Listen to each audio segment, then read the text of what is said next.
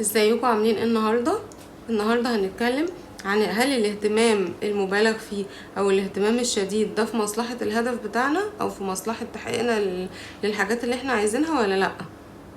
يلا نشوف.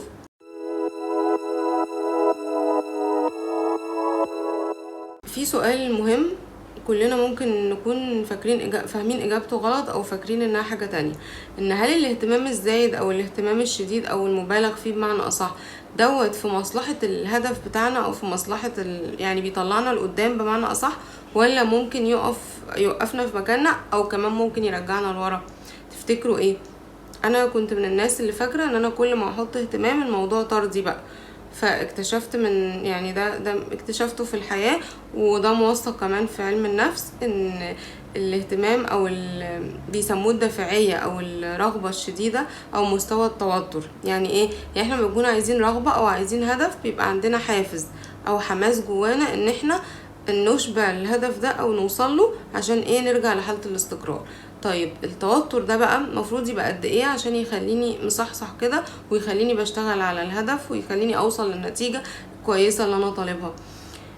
علماء النفس بيقولوا ان المفروض الموضوع بيبقى طردي، يعني التوتر كل ما بيزيد او الدافعية اللي جوايا او عدم الاستقرار كل ما بيزيد، انا كده في الاتجاه الصح لحد ليميت معين. بعديه لو الاهتمام ده زاد او الدافع اللي جوايا زاد، بالعكس انا بلخبط الاداء وبوصل لاداء سيء جدا، وممكن كمان افشل وارجع لورا. هي حاجة يعني غريبة، ولكن فعلا بنلاقيها الناس اللي بتشتغل مثلا بكفاءة متوسطة او فوق المتوسطة بشوية صغيرين بيبتدوا يحصدوا نتائج، فممكن بنطمع فبنقول لا، يعني انا لما عملت مجهود 5 ساعات باهتمام مثلا 70%، طب يلا اضربه في 2 عشان يديني ضعف النتيجة. اكيد بنفكر كده. هنا مش هيديك ضعف النتيجة، هنا ممكن يرجعك ورا او تخسر الحاجة كلها. ليه بقى؟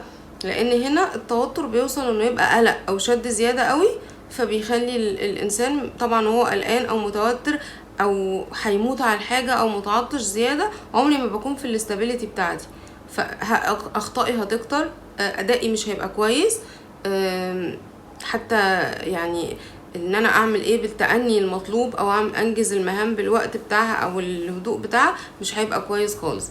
فمع الوقت كمان هيهدني، هيتعبني انا نفسيا، فعمر ما انا هكون في الحالة بتاعة الانجاز او الانتاج.